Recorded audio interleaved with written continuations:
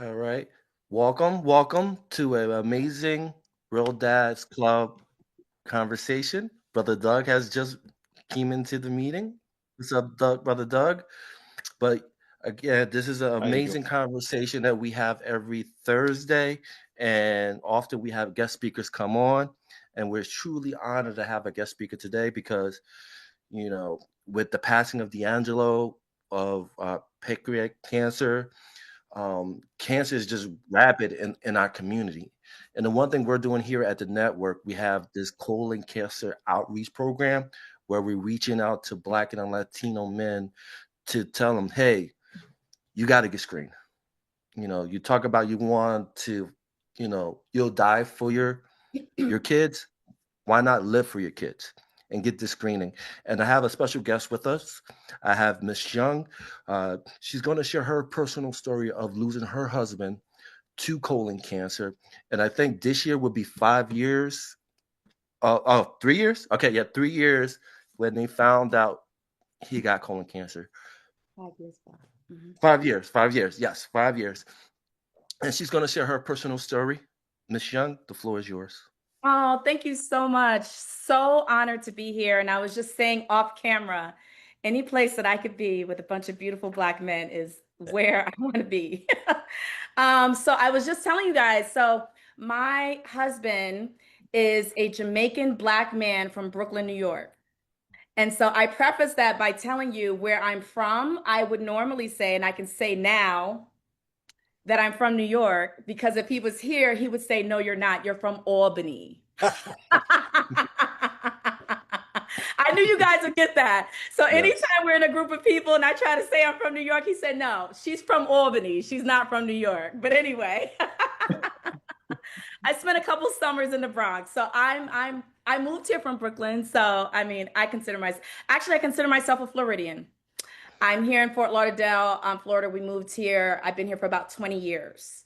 Okay. So we moved here in 2005. So I'm a Floridian now, but I'm so excited to be here. Kind of don't know where to start. I haven't actually talked about the actual cancer journey because what I've done is kind of turned my pain into purpose, and I'll kind of move forward and then go backwards. I'm a widow now. I lost my husband. It'll be 3 years ago to the date on Saturday. So October 18th, he passed away. He actually passed away on our 16-year anniversary. So we were together for 16 years. And from our first date on October 18th, 2006 to his last breath on October 18th, 2022. So he always left with the last word. And I think he just wanted to give me a little story to go along with that. So I am a widow and I used to work in corporate finance for a little over a decade. Prior to that, I did digital marketing. And so when he passed away and I became a widow, I then went online to search for someone that looked like me, that was going through kind of the grief stages and things like that, but was also thriving, right? And was also talking about how do you get through that process. Well, I did not find her, especially someone that looked like me with my melanated skin. So I created her. And so here we are. I am the grief disruptor. Some call me the modern widow. And so that is my charge now, to be a voice to other women. And trust me, we are out here, Black women thriving. Death does not discriminate. Let's think about that for a second, right? I'm going to pull myself back a little bit because I think I might have, but death does not discriminate. And so it was important to me that we have a voice. And the only way, someone has to stand up, and kind of like what you're doing with this network and just kind of bridging everyone together and creating a movement. So I'll stop there. By the way, this is probably going to be the hardest interview that I've done so far. I'm currently on a press tour because I just finished a book. It launches on Saturday. So thank you so much. It's called the G3 Playbook. So it's a digital ebook. Thank you. It's a digital ebook. It's called Grief, Grit, and the Glow Up. And so it's from grief through grit to the glow up. And so I'm currently on a press tour doing all these interviews and podcasts, and I've been traveling. And so I think Ishmael or Derek or whoever reached out to me and say, hey, listen, we want to hear your story. We want you to talk to our guys and talk about preventative care and cancer and things like that. And I was more than happy to do so.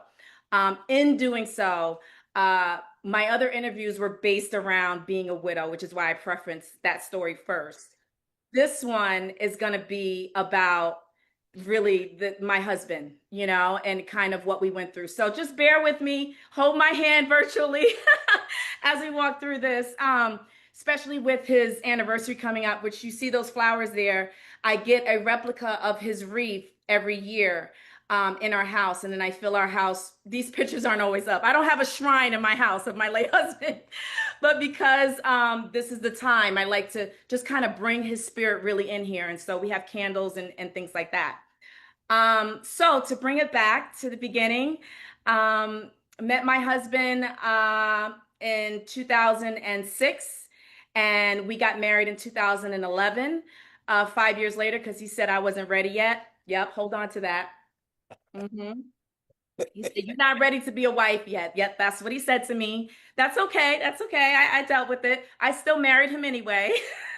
Like I said, he's a Black Jamaican man from Brooklyn. So, I accepted it. But no, we got married in 2011. I had my son first. And my son, when he got a little bit older, said, why am I in your wedding pictures? I'm like, this is a long story. I'll explain to you when you get older. Can you hear me okay, by the way? I just want to make sure my audio, because I pushed back a little bit. So anyway, we got married. We were married for 16 years. I honestly married the love of my life. And what I tell everyone is that it wasn't a happy marriage, it was a healthy marriage. We grew together, right? So I was in my 20s I just aged myself, because if you do the math, I don't want to see anybody trying to do the math. But I got married in my 20s, and we had my son, and he was a healthy man. What you see here, we're talking football. Oh, and I have three step boys, right? So they're older. They were 5 when we got together. It's a set of twins and another young brother. And he was a healthy, healthy, healthy man. Never been in a hospital, never been sick, just healthy. He did have a gallbladder something like a couple years before that. That was it. And that was it. So getting to 2020, uh, September of 2020, he started complaining about his stomach. And so I scheduled an appointment for the gastroenterologist on a Friday. And I'll back up a little bit. My husband is an alpha male, right? And he'll just keep going. He was a hardworking man, worked every day, came home every day. That's the other thing. Like I had a real king, right? And so he doesn't complain. He just does what he has to do, goes to work when he's sick. Like he's that kind of guy, you know? And he had been complaining about his stomach for a little while, just for like maybe a week. That's it. And then he came to me. I was in the kitchen. This is going to be hard to tell because I haven't told the story out loud before, but it's important. I was washing the dishes, and I'm pointing because this is the house that we lived in, so I can see him standing right there. And he comes to me and he's like, babe, he had asked me earlier to schedule the appointment. I was like, okay, maybe we should look at what you've been eating, right? You've been eating, you drank a beer and then you had ice cream earlier. Like he's going to ask you what your diet is. So let's clear that up first. And he walks into the kitchen and he says, I really need you to schedule this appointment. And he starts crying. My husband does not cry. Okay. He's that alpha male. He does not cry. And I dropped the dishes in a sink and I held him and I'm like, oh my God, what is wrong? And he said, and I,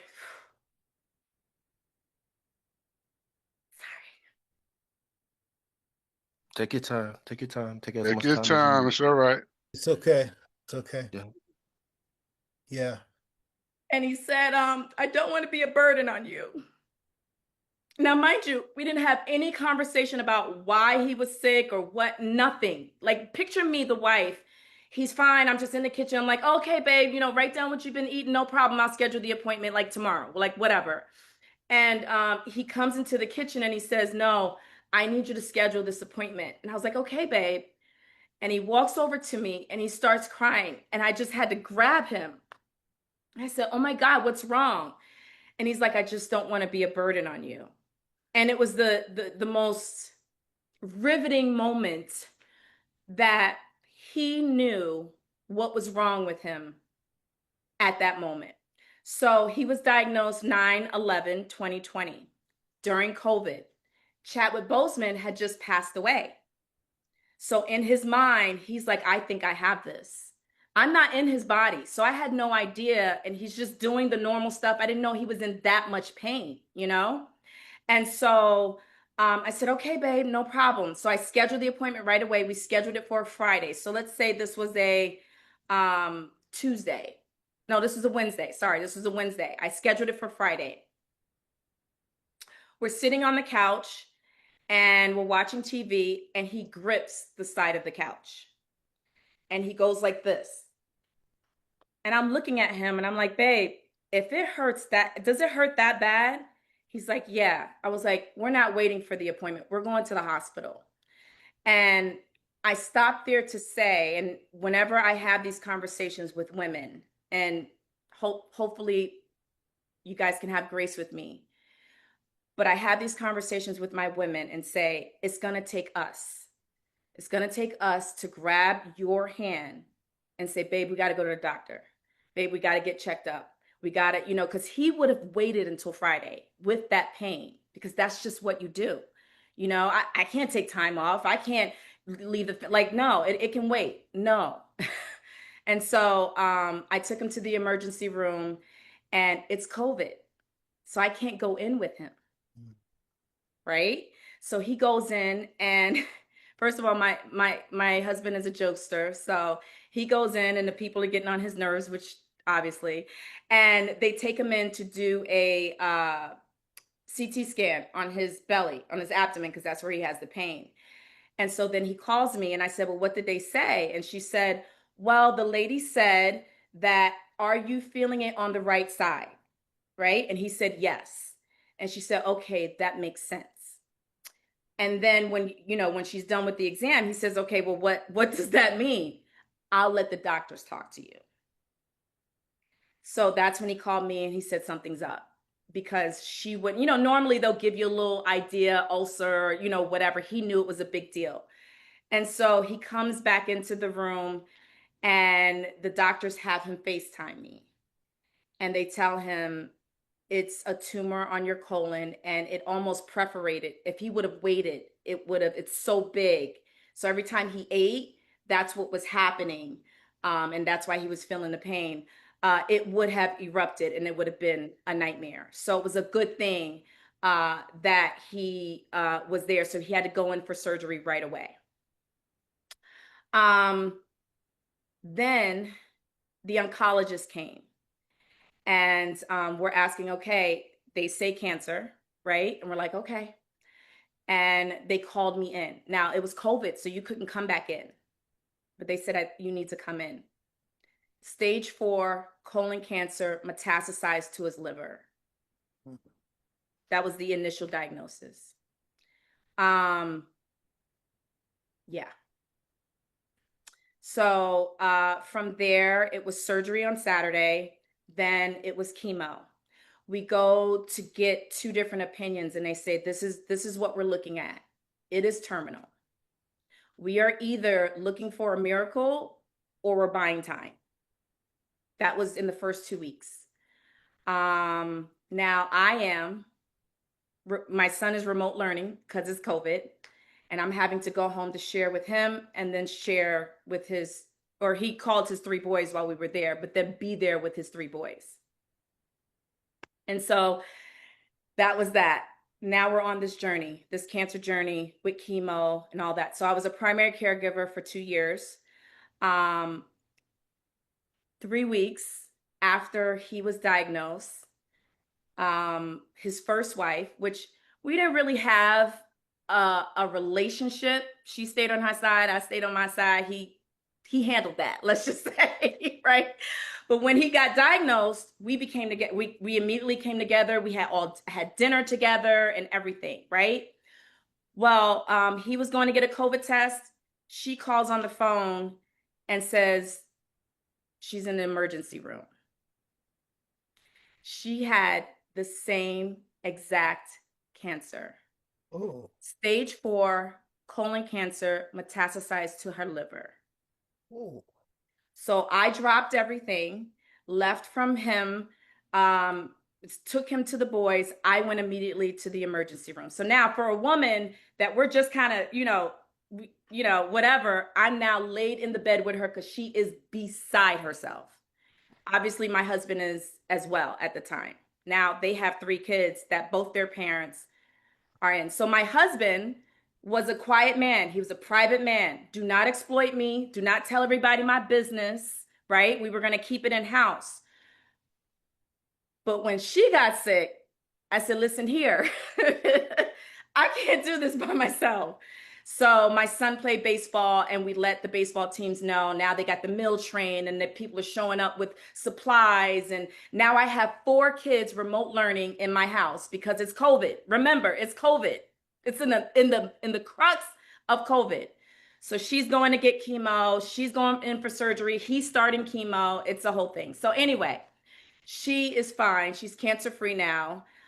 She had it on one liver. They were able to do a few chemo treatments and then she resected her liver and she's been cancer free for 3 years.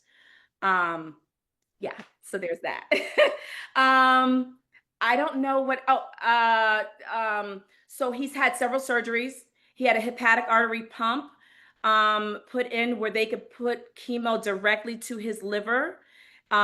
He was young and healthy. So they said, we're going to throw the kitchen sink at him. And they did exactly that. My husband was a warrior. He wanted to live. He fought to live only for as long as he had quality of life. That was his biggest thing. What I will say to you that I don't want to forget to say is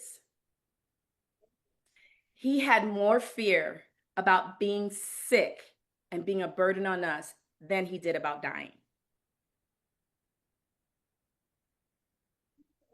So hold on to that. When you start thinking about your health and what you're doing and showing up for your family, he was less fearful about dying than he was about being sick and being a burden on his family. And so if he had the opportunity to then turn around and have screenings, which, by the way, in 2021, they lowered the age to 45. He was already, diagnosed at that point. So I think I covered everything. I'm sure there's some questions I can talk about, like kind of what happened after. He had multiple surgeries. The doctors came and everything looked good. And then it just came back and it spread throughout his entire body. And to the point where he was in excruciating pain. Yeah. Definitely. Thank you for sharing. I have a quick question. If you want to talk about it, it's up to you. But just talk about those last moments you had with them, and then as well as just talk about the mental health of the kids. Yeah. Yeah. No. Yeah, that's a great question. Thank you for asking that. So, one of the things that I believed in was definitely having support. And so, I had a bereavement counselor. This is before he even passed away. I had a pastor that would come and check in on us. I had a therapist. I'm a mental health lifestyle queen. Okay. I believe in it. I have been. I don't know where I would be after going through all of that if I didn't have the guidance that I had through therapy. And we're talking this right here, she, me, her, is 2 decades of therapy that I have done. So I think that's fair to say because I don't want people to think that I just showed up like this, after my husband passed away. I actually did the work beforehand, and Brene Brown, which is an author that I love, she asked, "What is your bittersweet moment?" And I said, "Cancer is the bitter, and then cancer is the sweet." Why? Because I had 2 years with my husband. There are others that it's a tragic car accident, or maybe it's 6 months or 2 months or whatever have you. And I had the opportunity to have time with him. If you think about a family member and you have that finite date, and it's the time is ticking, what are you going to do with that time? You're going to love on that person. So it was hard. It wasn't easy. There was a lot of anger, there was a lot of frustration, there was a lot of sadness. But we made the best of it. He disc golf in between. I don't know if you guys know disc golfing. It came a big thing. If you don't know about it, it's amazing. Although I'm a golfer now, but I'm a real golf. I even have a set of clubs. I'm just saying. I'm just saying. Yes. She's an athlete. Yes. Anyway, this is what happens when I get around beautiful Black men. I just start, I'm trying to contain myself. Is what I'm trying to do. But anyway, yeah, so those last moments, I orchestrated a big surprise party. 2022 is when he passed away. His birthday was in July. I had 23 family members fly in. They were all in this house, and I only have an 1,800 square foot house. They were all in here. We had a great time. He was super sick, but he was so gracious. And then it just kind of went downhill, and we knew that we needed to call in hospice and have care for him. I was administering his morphine intravenously and his Ativan to keep him comfortable. Like, I had to do that. I did not leave that man's side. I was at every chemo appointment. I was at every surgery. I did not leave his side ever. He never made a doctor's appointment. He never really spoke. You know what I mean? Like, I just took care of everything for him. I'm saying that to say, as we get into the conversation about preventative care, I was that woman. But I will tell you, and I respect to all of your wives and your family members, it's an anomaly for someone to show up like that. So when you start thinking about, I'll put it off, whatever, you start thinking about, will these people really show up for me? So it's not about really dying. It's about, if I get super sick because I'm not taking care of myself, are these people really going to stand by my side? And you never know. The people I thought was going to be there for me, like hands down, 10 toes down, his best friend, haven't talked to him since the day he died. So I want you guys to kind of think about that when it comes to preventative care. It's not just you taking care of yourself, it's you thinking about, holy crap, well, if I don't get this screening and allow them, and I wrote this down, Tony Green commented and said he had 3 polyps. It was precancerous. Luckily, I got my colonoscopy done early before it kept growing. It's not a game. It's not a game. And I will also tell you, and I want to not coin this because it sounds horrible, but colon cancer is the new widowmaker. It is the new widowmaker. It's like silent and it's secret. It's happening. And it's so easy. By the way, getting a colonoscopy, if you haven't had one, you just go into a nice little sleep. You sleep really well. You get some good drugs, right? You get some good drugs. It's the best sleep ever. I'm telling you.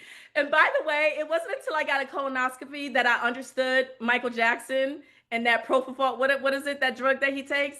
I'm like, I get it now. Because that be some good stuff. Get your colonoscopies, because it's nothing to have a few screenings done. I'll also add on one thing. A week before my husband passed away, it's so funny because cancer was nowhere near our family until he got it, and then it just is everywhere. My sister was diagnosed with stage 2 breast cancer. She didn't tell me because my husband was dying. So she told me 2 or 3 weeks later, I'm going through chemo, I'm doing this. So imagine me, just lost my husband, my sister, my baby sister, is not diagnosed. So now I'm high risk, right? So what do? I go to the doctor because now I have a son who was just in here. That's why I was looking up, who is 16 years old. He's 16 years old now. He is 6'4" and 180 pounds. That is my man child. And so when I think about him, I think about, well, what would happen if I don't take care of myself? And I have every fear in the world. I just lost my husband. I just watched him deteriorate between my eyes. I'm saying it like that to you all. There's no excuse. We're all scared. We all have fear, but there's no excuse. I was scared out of my mind. My sister has breast cancer 6 months before, right? I go to the doctor. I get an abnormal mammogram. Now I have to have a needle biopsy. I'm laying on the table getting a needle biopsy 4 months after my husband passed away. By the way, I had another one a year later. But I mentioned that to you to tell you that I know why we're not doing it, because we're scared of the results that we may get. You better damn well be scared of the results that you will get 2-3 years later because you didn't go 2-3 years before. And you can go get a nice little colonoscopy with some good drugs and have them scrape them little polyps off and call it a day. Or you can wait 3-4 years later, have a bigger issue, and pray to God that the people that was standing by your side is going to be there holding your hand while you're going through chemo and sick and back and forth in the hospital. And oh my God, like they say they will, but like, yeah. Definitely. Thank you. Brother Elvin, you had your hand up. You wanted to ask a question or you have a comment, Brother Elvin? I definitely have a question. Like right now, I'm not gonna take away from what's going on. I got something happening with my family. The brothers know, but I'm looking at this meeting the same way because I'm going through something with my brother. And the question that I had was, what's the odds of his ex-wife and him having stage 4 cancer? Did they figure out the cause? Because my brother just had a stroke, not this Monday, the previous Monday. They found out he has blood clots in his kidney and his brain. So it's all about the search on why. So Yeah. you telling me that story, I'm going through it right now. You probably see me wipe a tear from my eye because it's like I'm going through what you going through, just a little different. And being that's the case, what was the like what's the odds? And your sister have it too. Is that a Florida thing? Or like I'm born in Brooklyn, raised in the Bronx.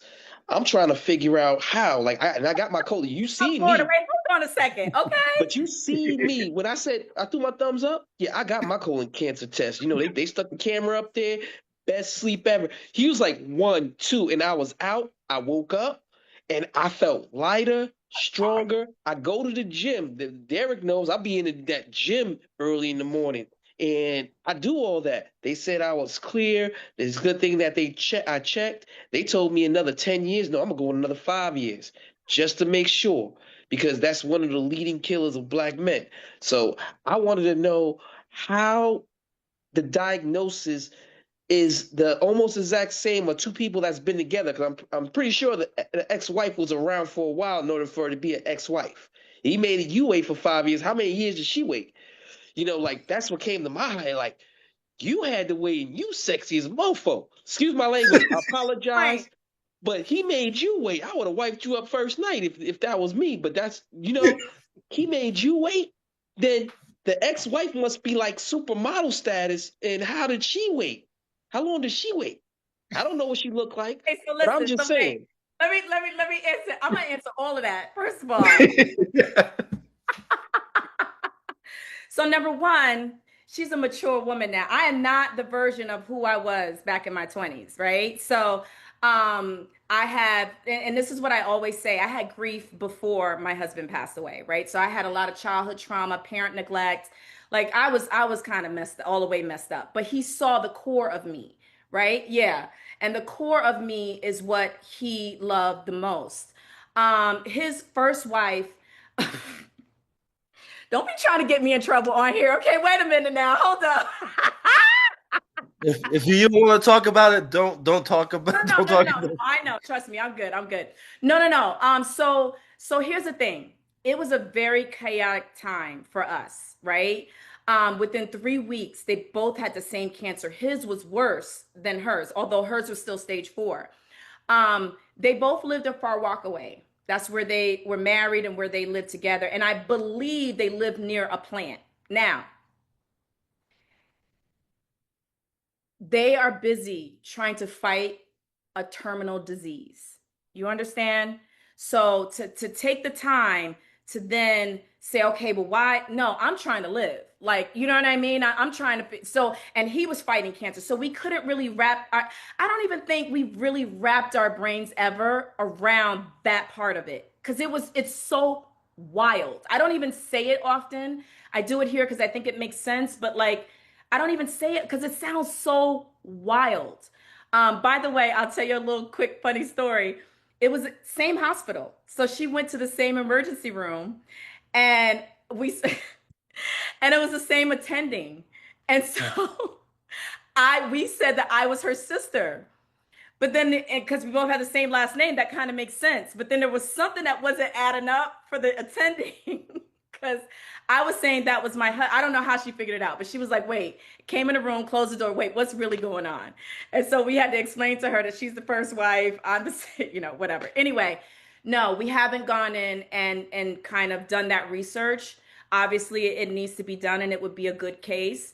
I'm too busy trying to be a dad director, trying to run a business, trying to be a house manager, chauffeur, Uber, chef, parent, solo parent, and everything. I can't, you know. So that would be on her to kind of make the decision if she wanted to kind of move forward and do that. It would make sense to me, but I also understand if she didn't have the capacity to do that. Um, no, he didn't make her wait, by the way. But good things come to those who wait, let's just say. Definitely. Let's leave it to that. Brother Nero, you have a question. Brother Tyrone, you got a Yeah. question? Yeah, Hello, bro. Danielle. My name is Tyrone Nero. I'm the coordinator for the colorectal cancer program with the Real Dads Network. One of the things I guess that makes me I guess, motivated in this endeavor is when I look at, my mother died of AIDS. So going through that trauma of going down and seeing a person depreciate in their life was a rough start. So with colon cancer, so I've been working in my garden for about 3 years, setting up for programming for kind of what you're speaking of, like the social relationship related to cancer, like being around healthy agents and healthy activities, and actually bringing your children, watching things grow. It's been rough. I had a cut like 2 years ago. I had painting in the garden, and this year I'm getting a nice mural put on my shed. So next year, I think my summer programming will be nice.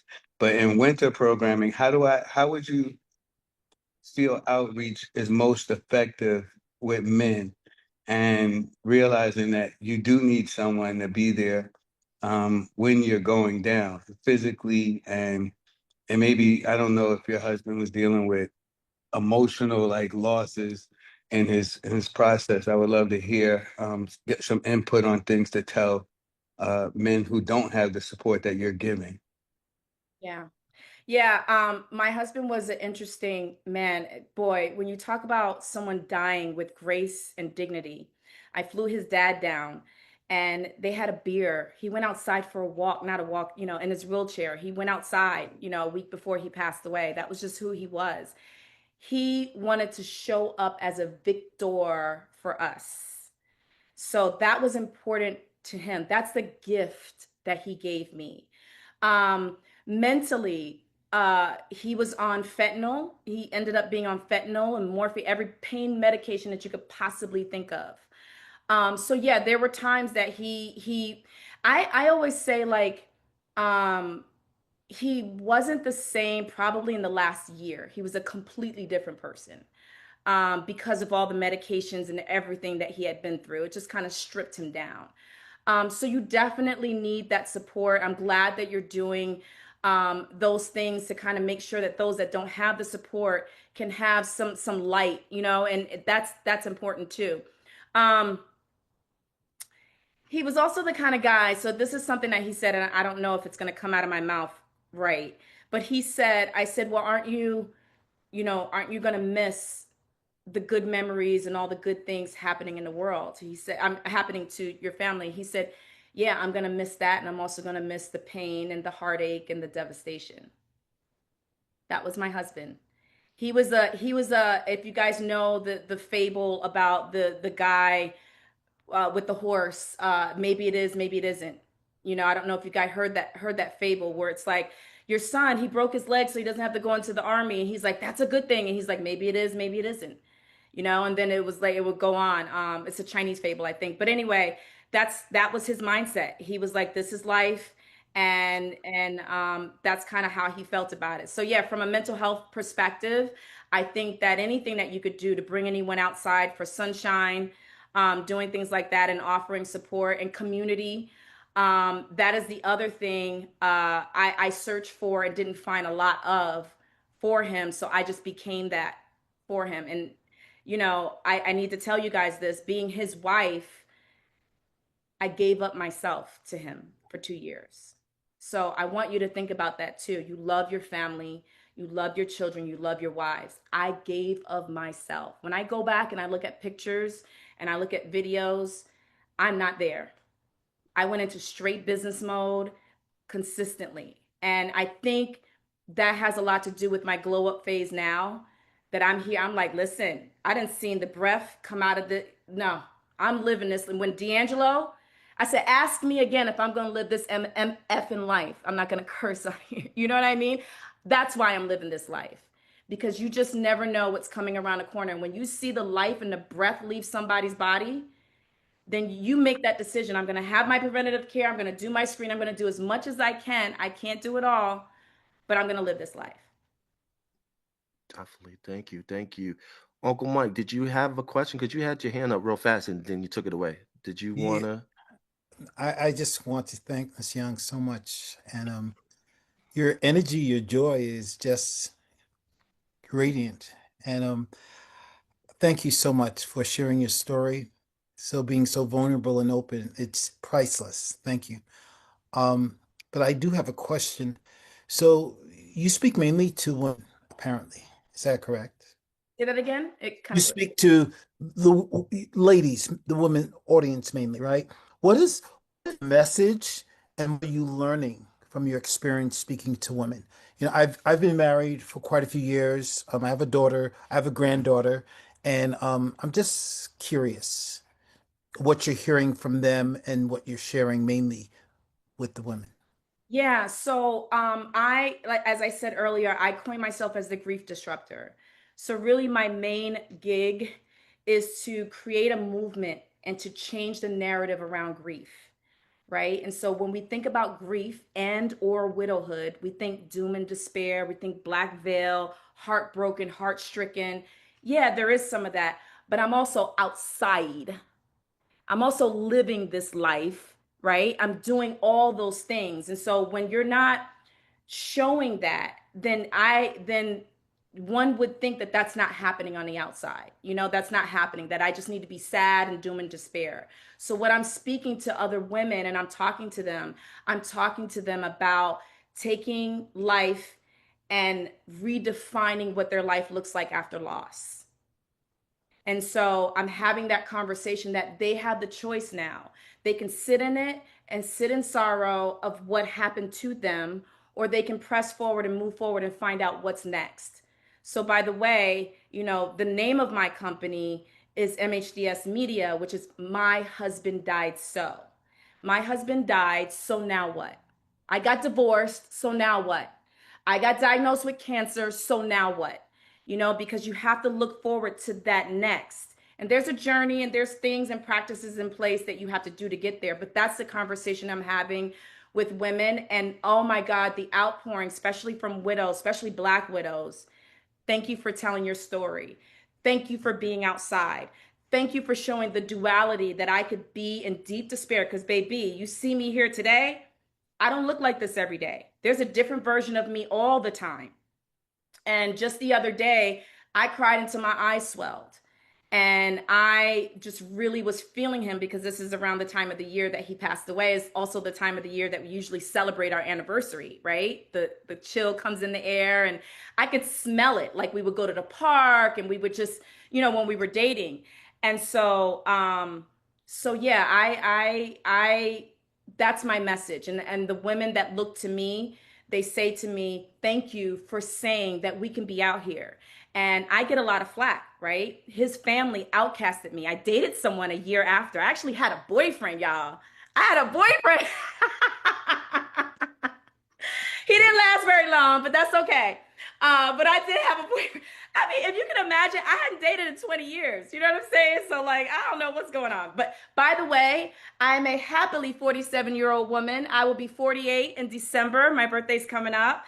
And so I am proud of my age. I'll be hitting that 50 and I'm excited about it. But yes, that's what happened. And what the women are saying to me is that they are appreciative that I'm so outward and saying that, yes, I had deep despair and grief, but I'm also making a decision to live this life and have joy and all those things. Beautiful. Yeah. Thank you. Beautiful. Thank you. Thank you. Thank you. I don't know who went raised their hand first.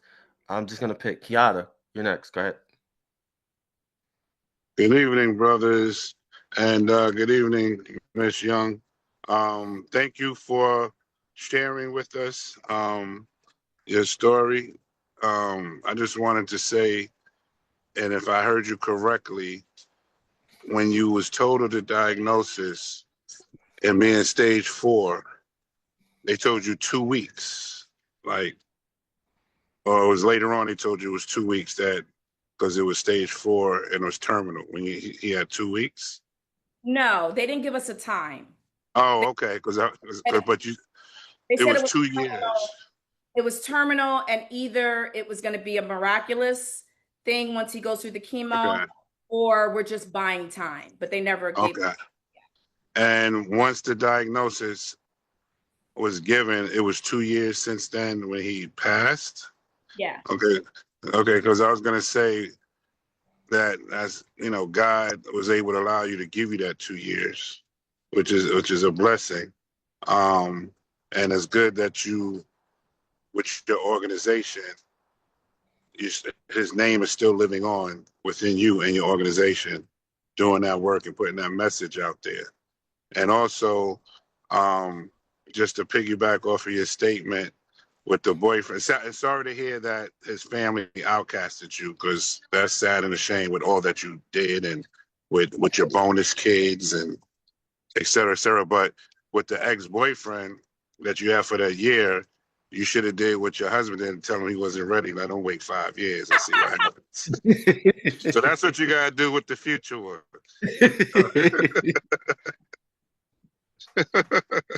Say 5 years, you're not ready. I'm with you on that one. You absolutely right. But thank you for sharing with us. Appreciate you. No, absolutely. Thank you so much. Doug, you're next. I want to say thank you, yes, for sharing with us tonight. Yeah, it takes a lot of courage, and yeah. But I want to say, were there any signs, physical signs that you could have seen in right before or a little few months back? Did anything change physically with your husband? Yeah, you know what's interesting when I go back and look at pictures, I would say about 6 months before he was that, like that year of 2020, I feel like he looked different than any other year. Maybe he lost just a little bit of weight. Oddly enough, uh, I don't remember ever getting that information from him. We were so forward thinking. I don't think that I ever sat down and was like, wait a minute. So do you, maybe we did and I just don't remember. I call it widow brain. But uh no. From what I recall and remember, maybe there was a little bit of weight change, but no, he was, and I mean, I have pictures and vacations and everything that we'd been on just the same. Like he was fine until maybe that week or 2 weeks before. And then it just came like that. Now, just remember, he was 47. So had that uh, been in place from the U.S. Preventative Services Task, made that change, he would have gotten that colonoscopy at 45, and they would have they would have seen the tumor growing, right? But he didn't have that opportunity. So, yeah. I mean, what did his diet look like? Well, first of all, because now this is my no, he ate really well. He ate really well. I'm not Jamaican, but I am Jamaican. Anyway, so I learned how to cook escabeche fish and oxtail and curry chicken, and also Italian. So he ate very, very well, and but he wasn't a junk eater either. So it wasn't like he ate a bunch of processed foods. Now, um, not while he was with me. So I don't know what he did prior to me, which is a conversation. Honestly, that is a conversation because from what I hear, it's all about kind of what you did coming up to that. It isn't what you did in the last 5, 10 years, right? It's what you kind of did way back when that festers the cancer inside of your body. Listen, at the end of the day, you can eat the most organic sour sop, whatever it is that you want all day long. There are people that eat grass and they still get sick. There's no one's figured it out at all. So the only thing that I can do is control what I can control. And what I can control is screening.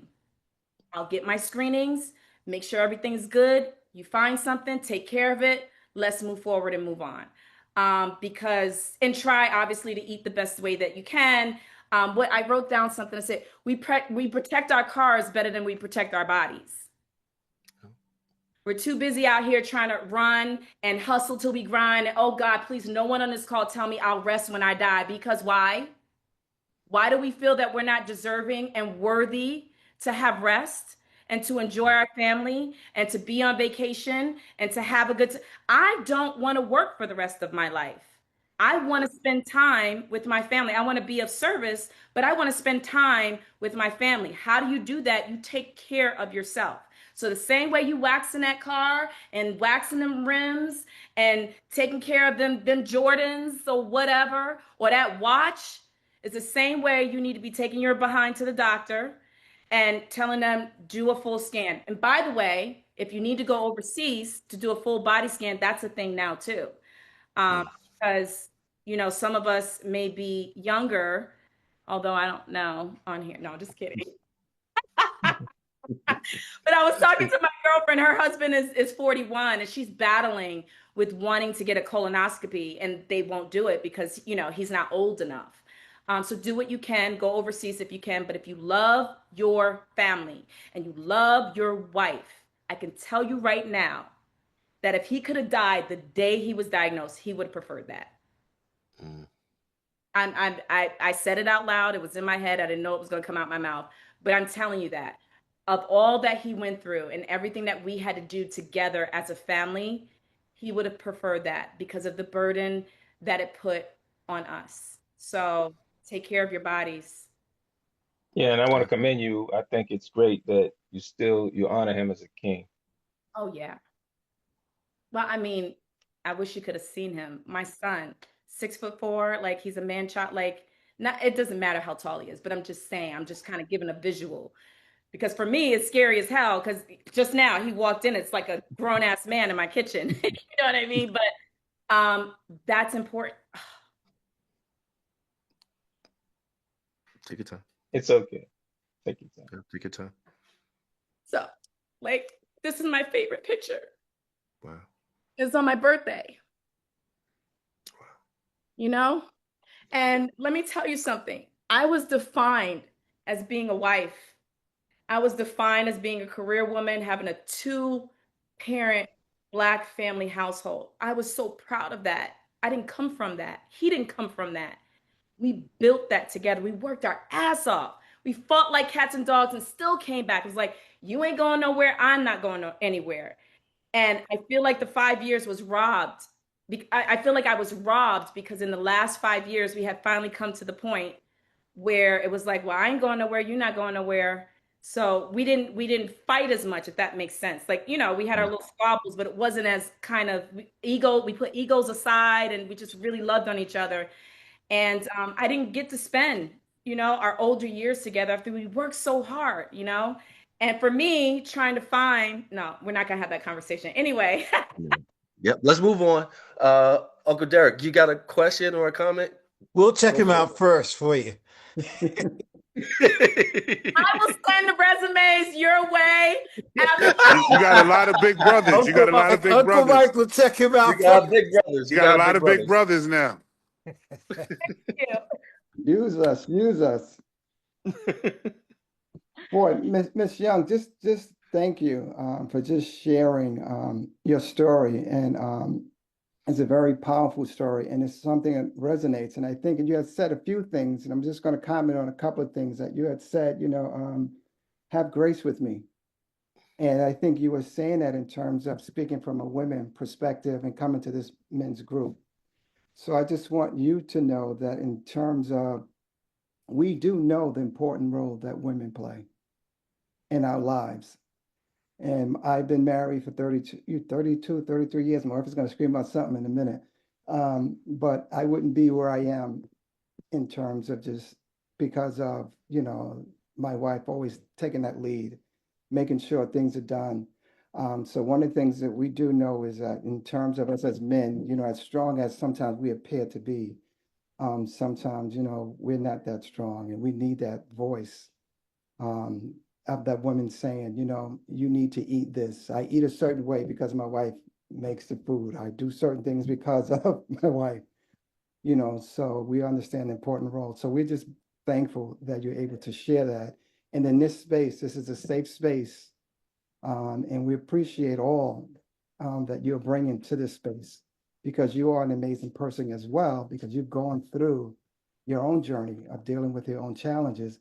And you say, yes, I've had that pain and I've experienced that pain, but what I'm going to do is I'm going to give back, and I want to help someone else with their pain. And I know, that is painful. My niece just lost she lost her husband that was married for 33 years.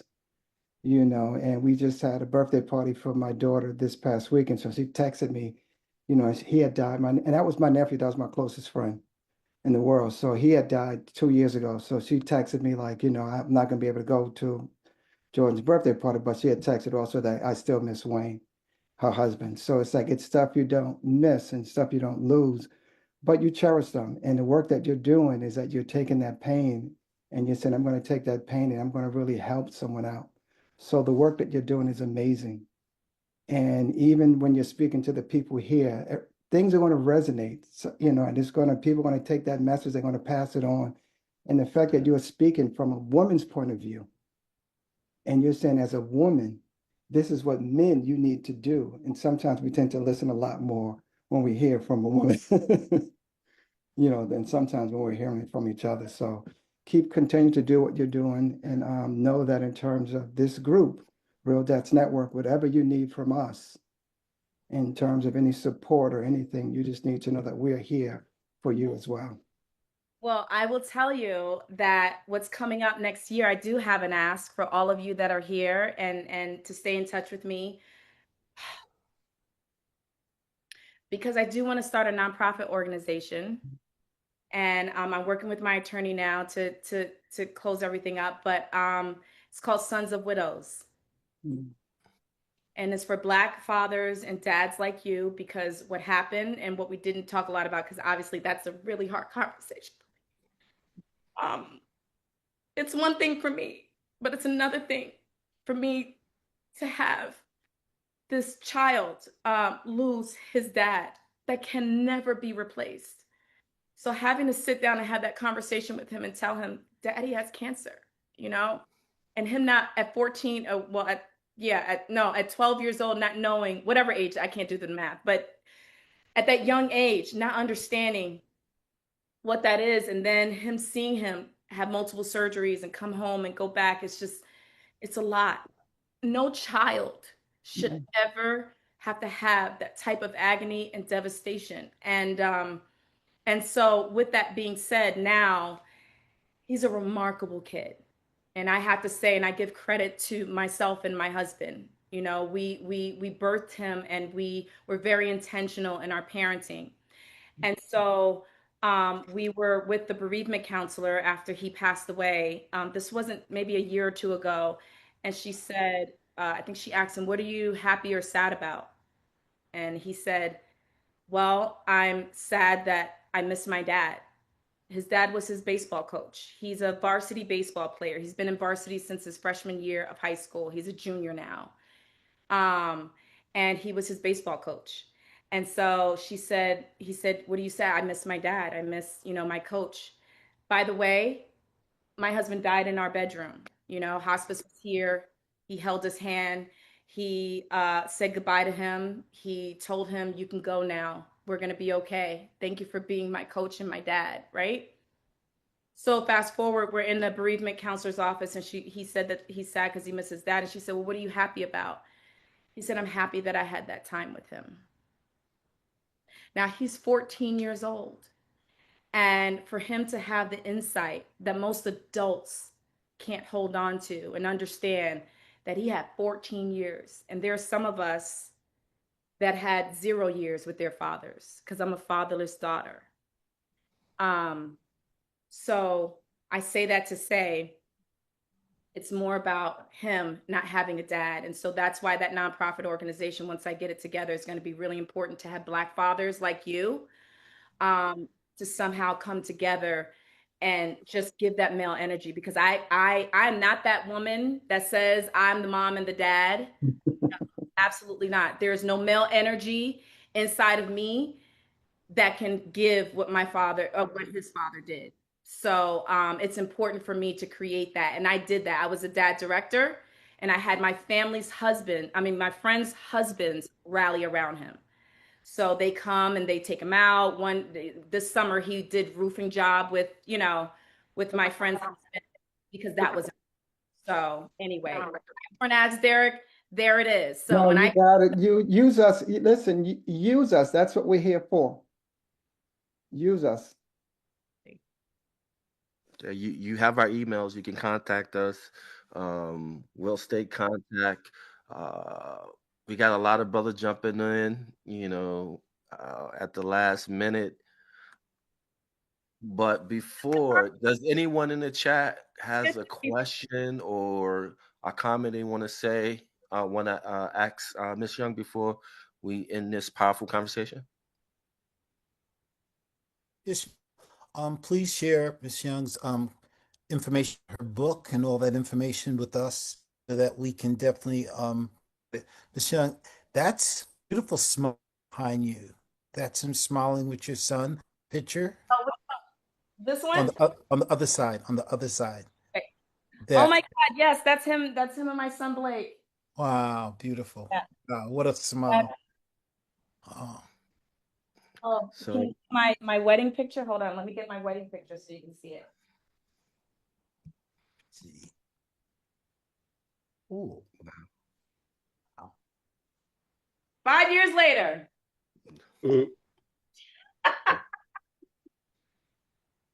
Yeah.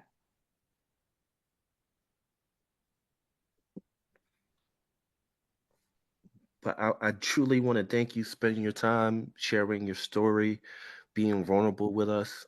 It means the world to us. Um, I'm gonna give you the floor for the final thought with the And group. also, just Ms. Young, also, can you just speak a little more about the book, Okay. the G3 playbook as well? So, Oh yes, of course, I'd be happy to. So listen, the last things I will say, this journey was not easy, and it was very difficult to watch the man that I love, and the man that I slept beside for 16 years. Um, but I will tell you, as a wife, I was honored. I was honored to be able to have the opportunity to be by his side during all of the times. And so, yeah, I wrote a book, It actually is pre-sale right now until Saturday. I launched it September 25th, and it's a playbook, and so it gives practical steps on how to get through the grief, how to get from the grief through the grit to the glow up. So it's really how to get to the glow up phase, and those are what happened. And how that book came about was I'm out here and I'm running my company and my business, and all of the women are, how do you do it? How do you do it? I must know, how do you do it? And they, a lot of the questions are, how do you heal? You don't heal. Grief will forever be with me. Grief is a labor of love. For as long as I had love in my body, I will grieve my husband. Now, what I am doing is building a life around my grief, right? And so understanding and sitting with that grief and knowing that you'll never heal from it, but that you can build a life around it. So my G3 playbook is exactly that. It's practical guides on kind of how to get through that. Getting back to your baseline, getting back to who you are, the core of who you are, and things like that. So that's on sale now. My handle with Instagram, TikTok, YouTube is My Husband Died So. So actually, if you just put in My Huz, I will come up. And my website is MHDS Media. And my book launches on Saturday, so the actual book will be up, and I'm super excited about it. So anyone that you know, which is all of us really, have experienced grief. It's not just for widowhood. It's about redefining your life after loss and what that looks like, and being really honest with yourself during that process. So I do want to say thank you. No, thank you. And real fast before we end Yes. it, I saw Paul. He had his hand. He's one of the felicitators of the group. Paul, I saw your hand. Go ahead, bro. You end it with a comment or a question. Go ahead, brother. No, you know what? I'm going to end it by curbing my comment. I think she nailed it, and that's all I'm going to say. All right. Okay. I have one last thing to say. Sure, go for it. Go for it. Thank you so much. This is and I'm being so dead honest right now. I'm trying to hold it together. But this picture right here and what you guys are doing and making the decision, listen, every single one of you, some of you are in cars, some of you are you made a choice to show up here today to be with your fellow brothers. That right there, I have the utmost respect for. You are doing the work. You want to be better. You want to find a better version, and you want to surround yourself with brother love. And as a woman, as a wife, as a almost 50-year-old woman, I am so excited to see this picture right here. And as a matter of fact, give me a couple seconds so I can do a screenshot. Everybody smile. Thank you. No, thank you. Thank you. We appreciate you taking your time, because I tell a lot of people time is our greatest commodity, and you spending your commodity with us means the world. Uh, as soon as the book launches, you're always welcome to come back, and we can have a discussion on the book, have the brothers buy the book, and we can have a deep dive on that book. So we appreciate you. Thank you. Thank you, brothers. We love you Yes. guys. We love you. Thank you, Mr. Tony. Listen, you you're have part of brothers. you're part of the family now, so you Yeah, don't need you have you're brothers. part of the family now. and, Hey, and your she could sons. come to the Real Dad Center, have a book signing down the road.